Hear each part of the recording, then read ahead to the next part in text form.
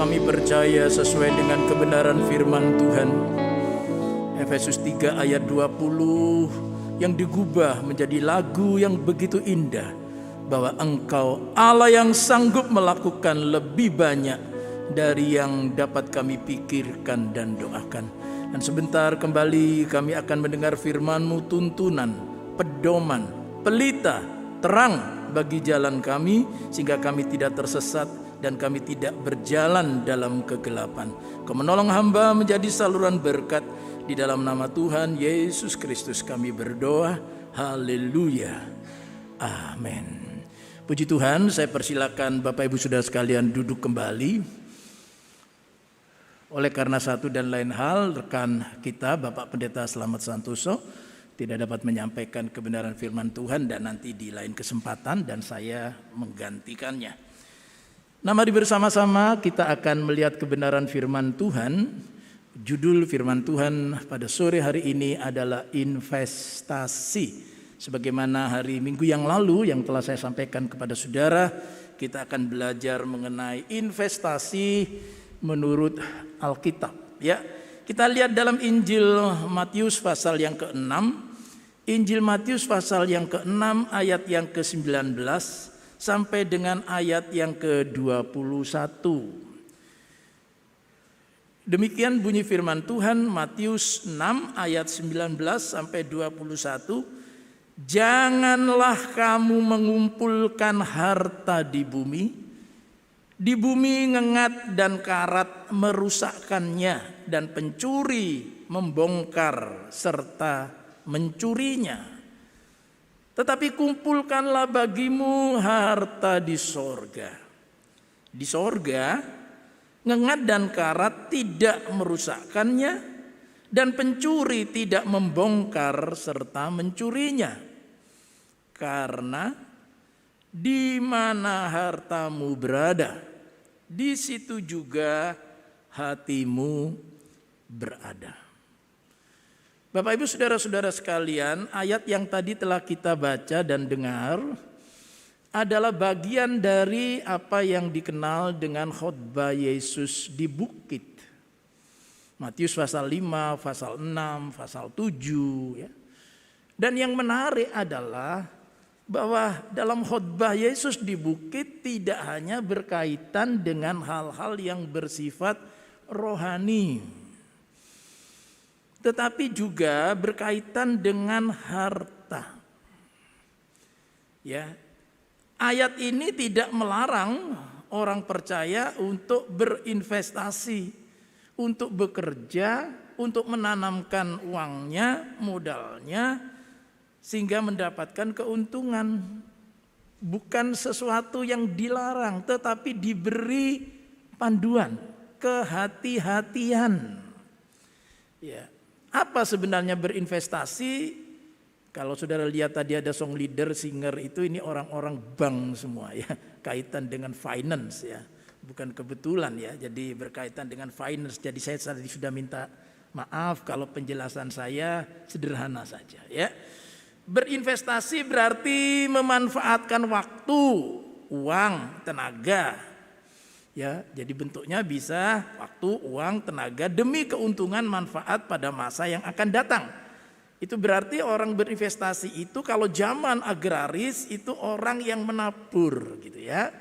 Menabur banyak, menuai banyak, itu kata firman Tuhan. Menabur sedikit, menuai sedikit.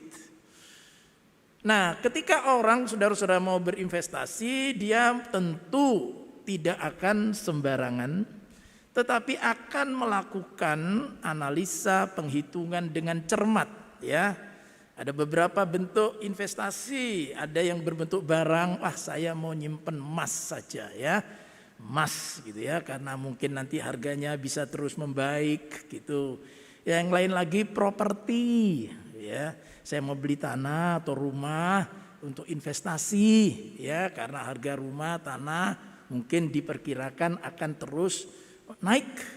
Atau mungkin saudara falas ya, saya mau membeli sejumlah mata uang asing gitu ya. Mata uang asing, jadi siapa tahu nanti juga mengalami kenaikan. Atau mungkin surat berharga, ya, membeli saham, obligasi dan bermacam-macam, sampai kepada digital investment, ya. Jadi investasi secara digital. Apa? Nah itu lalu dalam bentuk mata uang digital juga, yaitu kripto. Nah belakangan ini kita dengar ada yang untung dan ada yang buntung gitu ya. Oh Pak, pasti yang buntung itu yang bukan anak Tuhan, yang untung itu pasti anak Tuhan. Oh enggak, ini bukan masalah anak Tuhan, tidak anak Tuhan. Ya, tapi kalau saudara-saudara tidak hati-hati, maka yang seharusnya tadi definisinya memperoleh keuntungan atau manfaat pada masa yang akan datang, malah saudara-saudara kemudian mengalami kerugian bahkan kebangkrutan. Ya.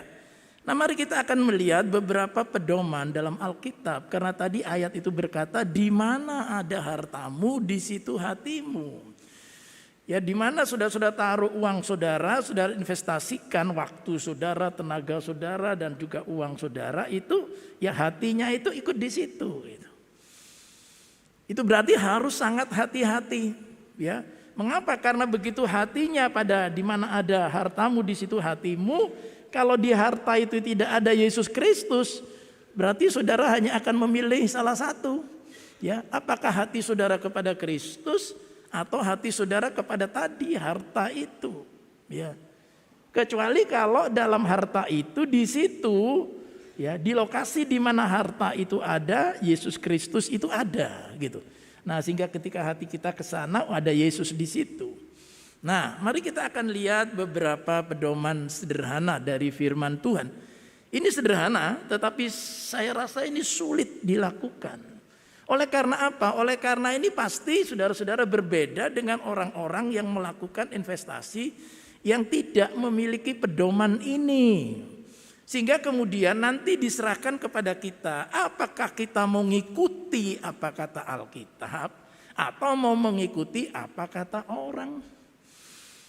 Sekarang kita kan begitu, Pak, saya mau lihat dulu orang banyak melakukan apa investasi ini, nah maka saya akan ikut di situ. Ya saudara-saudara, kita seringkali menjadi followers, mengikut orang yang banyak melakukan sesuatu, lalu itu menjadi panduan bagi kita. Ya, seolah-olah bahasa Latin yang berkata Vox Populi, Vox Dei, ya suara rakyat itu adalah suara Tuhan. Suara orang banyak itu pasti adalah suara Tuhan, itu harus kita terus pertanyakan. Apa betul? Ketika orang banyak memilih itu lalu saya ikut di sana, apa betul? Nah, itu nanti akan kita lihat. Ya yang pertama sudah, bahwa apa yang kita akan investasikan, uang yang akan kita gunakan untuk modal, untuk pengembangan dari bisnis kita. Yang pertama ini jangan lupa itu milik Tuhan.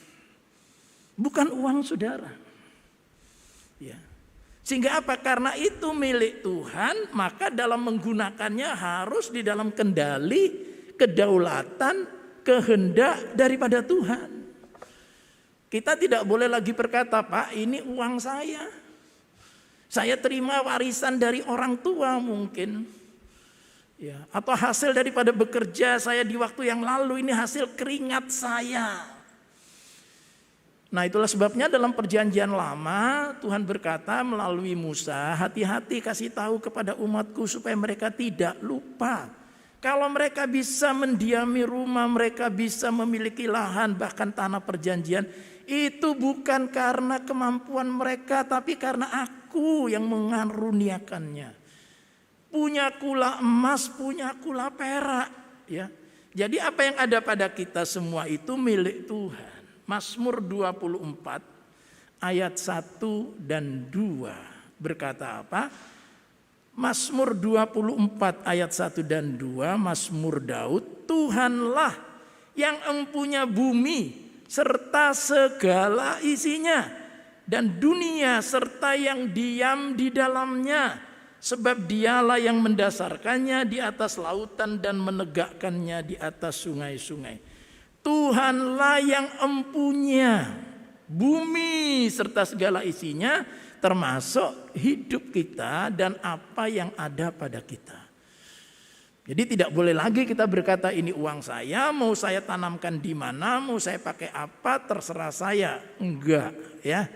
Jadi kita harus apa?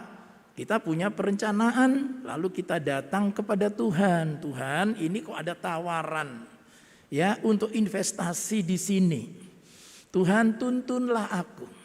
Jangan saudara hanya melihat keuntungannya. Ya. Jangan saudara hanya lihat mengenai berapa besar nanti uang yang akan saudara peroleh, ya. Kalau hanya itu motivasinya saudara-saudara, maka saudara akan mudah apa? Mudah tertipu. Sehingga kemudian berkat Tuhan tadi, milik Tuhan itu lalu loss, hilang, lenyap, ewes itu bahasa Jawa, bablas duwite ya. Nah, jadi harus apa? Sesuai kehendak Tuhan. Lebih jelas lagi Rasul Paulus. Kalau tadi Daud, sekarang Rasul Paulus 1 Korintus 6 ayat 19 dan 20. Atau tidak tahukah kamu bahwa tubuhmu adalah bait Roh Kudus yang diam di dalam kamu. Roh Kudus yang kamu peroleh dari Allah, dan bahwa kamu bukan milik kamu sendiri.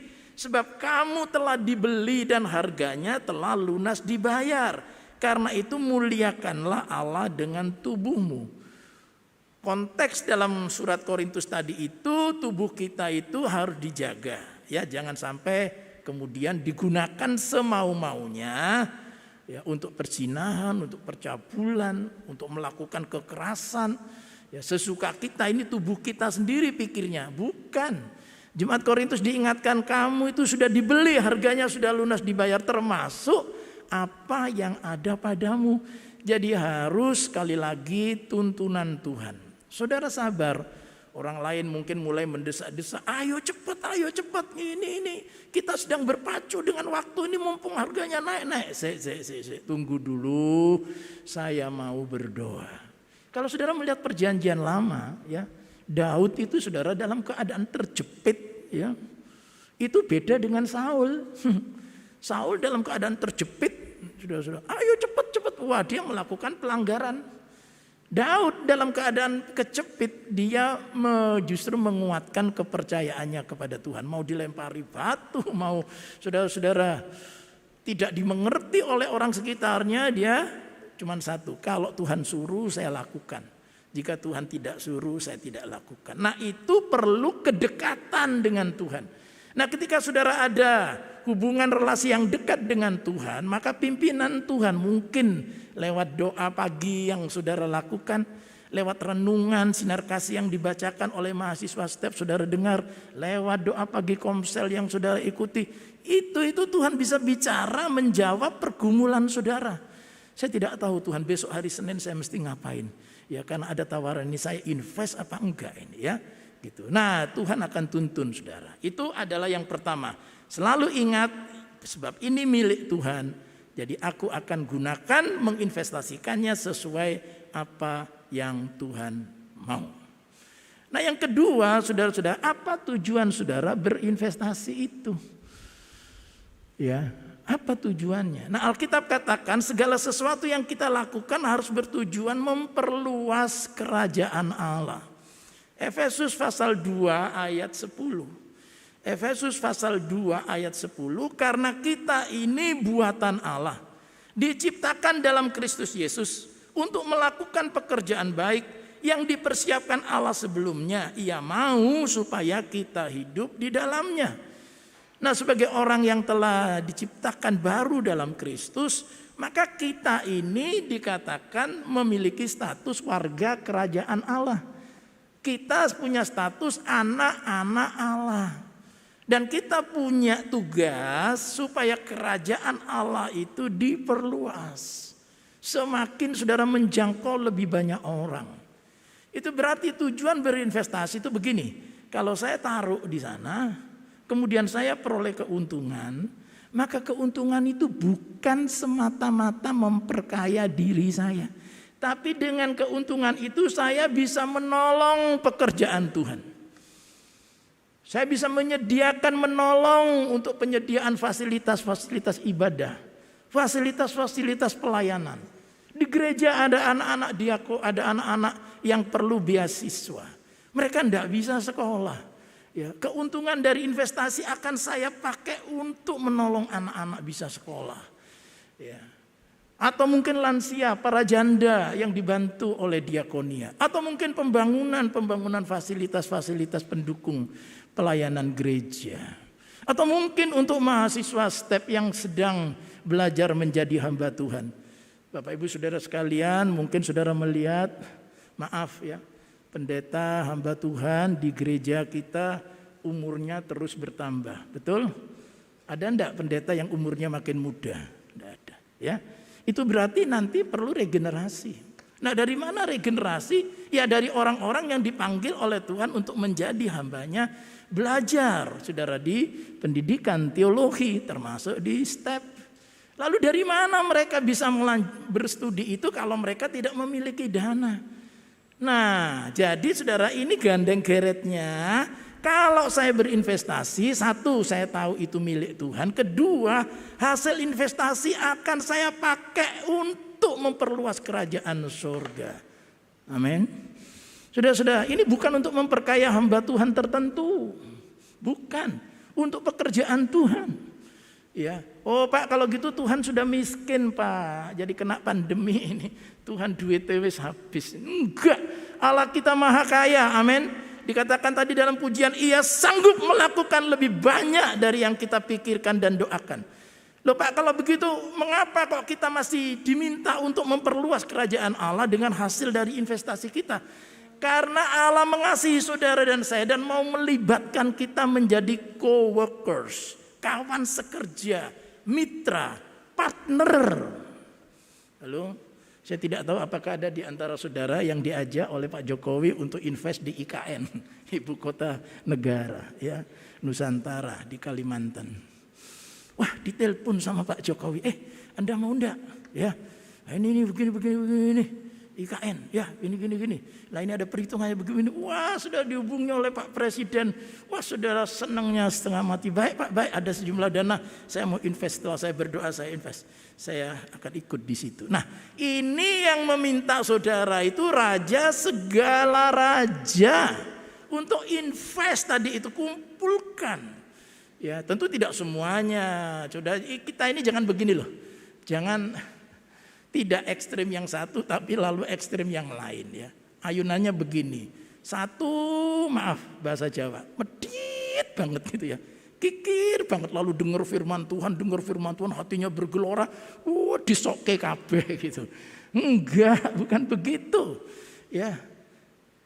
Kita harus seimbang. Nah, jangan lupa saudara-saudara, perluasan kerajaan surga itu jadi hasil dari investasi saudara di muka bumi ini itu digunakan untuk Pak saya, Tuhan saya mau berinvest dalam kerajaan surga. Mengumpulkan harta di mana di sana tidak ada ngengat, tidak ada karat, tidak ada binomo.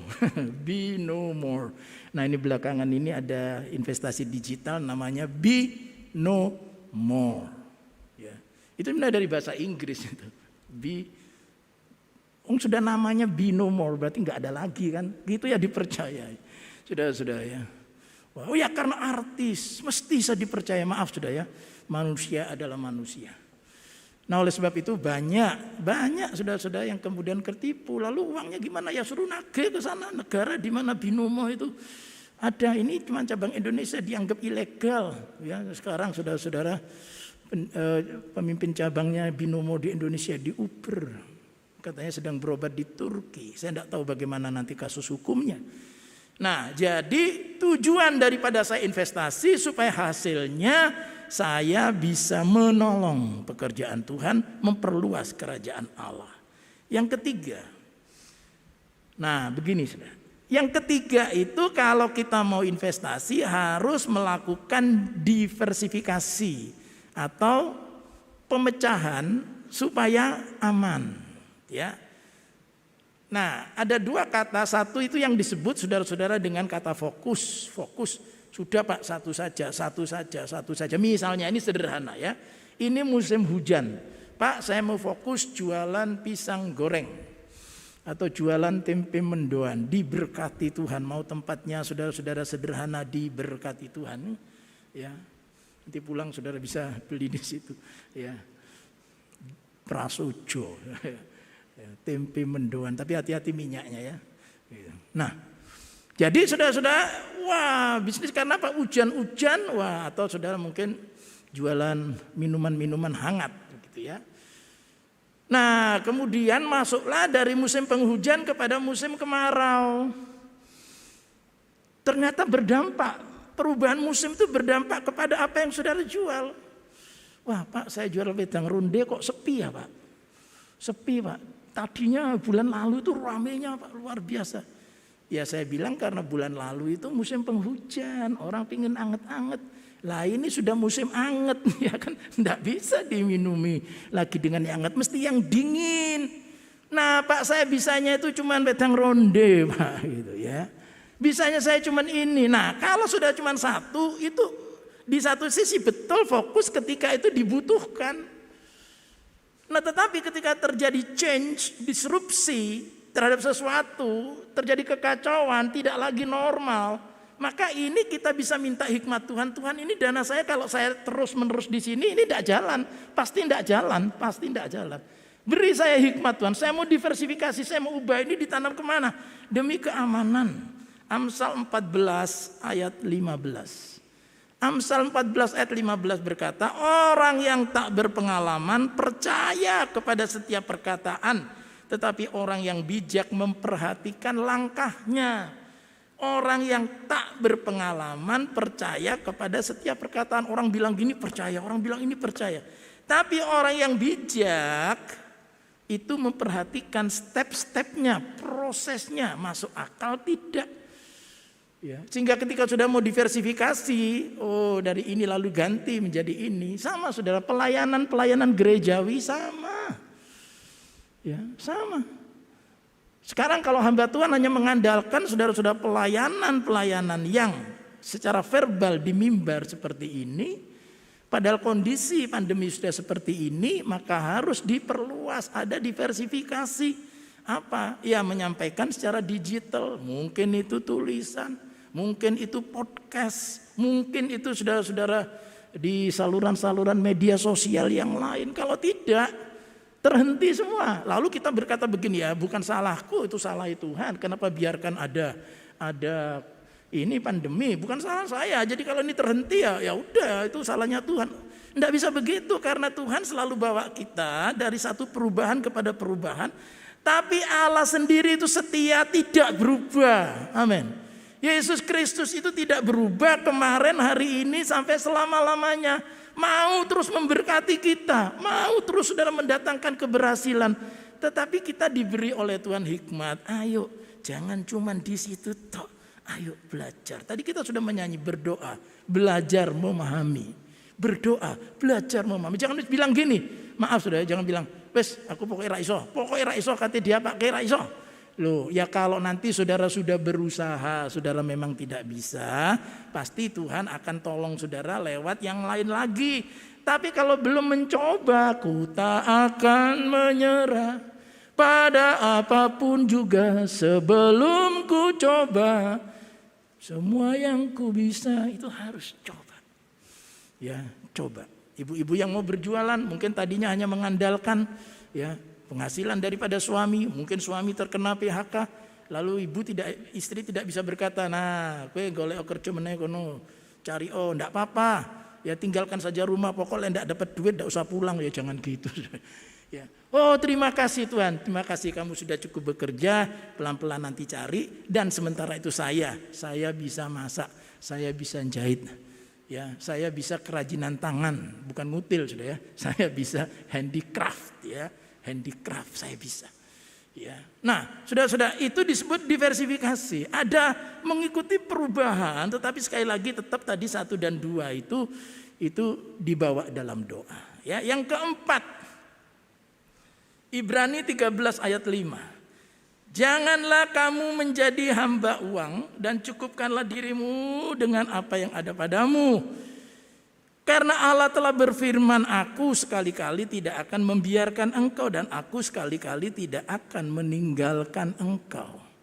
Jadi ketika saudara sisihkan uang saudara, tenaga saudara, waktu saudara, apapun saudara investasikan, lalu memperoleh hasil. Nah itu saudara boleh menikmatinya secara wajar. Secara wajar. Supaya apa? Nah ini. Sudah tahu yang namanya itu Ishak. Ya, Ishak itu anak daripada Abraham. Dikatakan ia tiba di daerah Filistin. Sebenarnya dia dalam perjalanan menuju ke Mesir. Karena dulu ayahnya ketika ada kelaparan itu mengungsi ke Mesir. Jadi Ishak itu mau mengikuti like father like son. Ya, kalau ke Mesir ya saya ikuti dulu kata papa juga ke Mesir. Ya. Tapi kemudian ketika tiba di daerah Filistin itu. Lalu Ishak mendapatkan tuntunan Tuhan. Tidak usah ke Mesir. Kamu di sini saja. Di daerah orang Filistin ini. Oh ya? Terus sudah kamu nabur di sini aja, investasi di sini saja.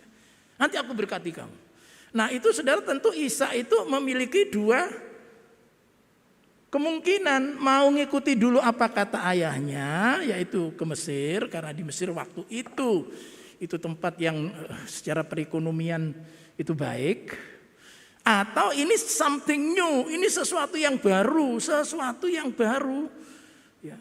Menabur di sini. Nah, Ishak sudah lebih taat kepada Tuhan daripada daripada mengikuti apa yang dilakukan ayahnya. Aku lebih taat kepada Tuhan. Dia share dengan istrinya tentu Ribka, dek kita di sini ya nabur. Nah, dikatakan ketika Ishak menabur Tuhan memberkati pada tahun itu juga ya 100 kali lipat, 10.000% ketaatan. 10.000% Ishak menabur. Lalu apa? Ya dia menikmati. Ya menikmati secara wajar. Ya, menikmati secara wajar. Jadi bukan lalu maaf saudara-saudara ya sudah diberkati oleh Tuhan, tetapi orang lalu tidak bisa lihat mana orang Kristen diberkati itu mana. Karena masih ada, sekali lagi masih ada orang-orang yang tanda petik membandingkan apa yang mereka percayai dengan yang kita percayai. Wah itu yang ku sembah memberkati aku begini. Lah yang kamu sembah mana? Mana kamu berdoa setiap hari mana. Bukan kemudian saudara-saudara kita memperoleh kekayaan hanya karena takut diomongi orang, bukan. Tetapi karena tadi Allah sendiri berkata, ya ada berkat tapi jangan jadi hamba uang. Jangan. Kata hamba uang di situ ada ketamakan, ya. Ada kata ketamakan, jangan, cukupkan dirimu. Ya cukupkan saudara-saudara, tadi pagi Pak Aris berkhotbah juga tentang bagaimana hidup yang surplus. Ya selama itu wajar, tidak masalah. Dan kalau saudara melihat ada rekan sesama anak Tuhan yang diberkati Tuhan, maaf. Maka sikap yang benar adalah ikut bersyukur. Terima kasih Tuhan, terima kasih. Jangan sampai justru saudara menyebarkan fitnah. Kira-kira dia bisa membeli ini itu karena dia nilep uang orang, nilep uang perusahaan, padahal itu tidak dilakukan. Saudara bisa menyebarkan fitnah dan itu tanggung jawab di hadapan Tuhan. Justru bersyukur, cari rahasianya. Kenapa toh kamu tadinya itu sulit, hidupnya ekonomi kok sekarang kamu mengalami peningkatan tuh kenapa toh? Aku mau belajar, tolong kasih ono tahu. Ya, beritahu aku apa rahasia keberhasilanmu. Nah kalau dia saudara-saudara baik ya tentu dia akan memberitahu, oh begini. Sehingga saudara yang tadinya juga mengalami kesulitan bisa ikut saudara-saudara bangkit. Jadi Tuhan ingin memberkati saudara. Keselamatan dia telah anugerahkan di kayu salib Golgota. Dan dikatakan mencari kerajaan Allah terlebih dahulu dengan kebenarannya. Maka semuanya ditambahkan kepada saudara. Beri kemuliaan bagi Allah kita. Mari kita menaikkan pujian dengan apa dapat kubalas. Kebaikan Tuhan. Kalau saudara mau melakukan hal-hal di hari-hari ke depan saya mau berdoa. Supaya apabila ada yang pernah mengalami kerugian, loss, terpuruk, sore ini akan terjadi pembalikan. Tuhan memberkati saudara. Haleluya.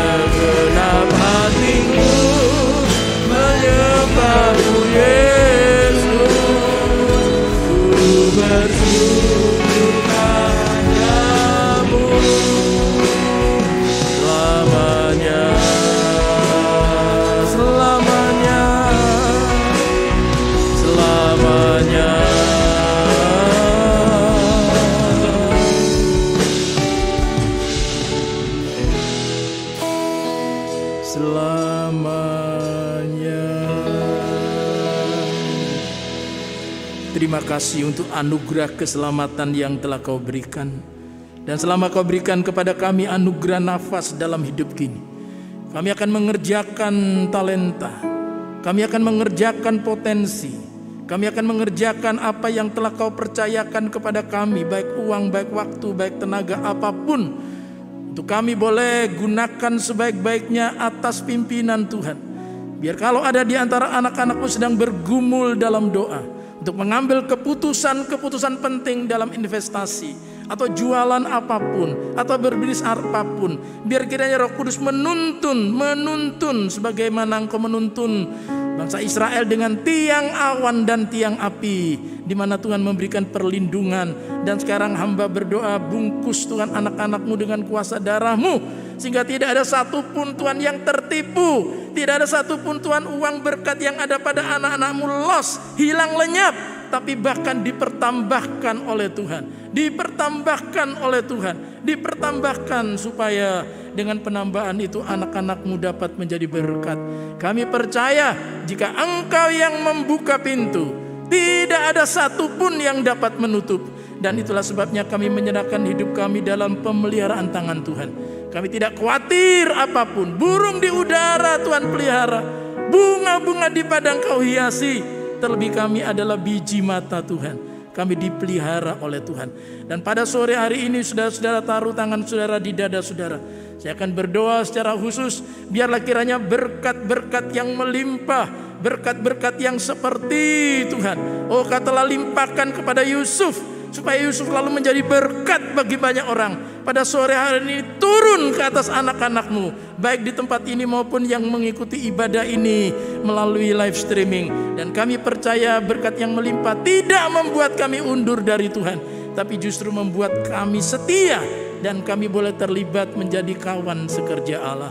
Jika ada anak-anak-Mu yang sedang mengalami pergumulan sakit penyakit, Engkau yang menjamah, Engkau yang menyembuhkan, Engkau yang memulihkan. Terima kasih. Saudara-saudara, setelah bersama-sama kita beribadah, sekarang mari kita menerima berkat Tuhan. Saudara yang kekasih, sekarang terimalah berkat yang melimpah ruah, yang turun dari tata kasih Allah Bapa di dalam kuasa kemenangan dan kebenaran dari Yesus Kristus, serta penghiburan kekuatan oleh Roh Kudus menyertai saudara sekalian mulai sore hari ini sampai Maranatha, Yesus Kristus datang kembali yang kedua kalinya. Haleluya. Amin.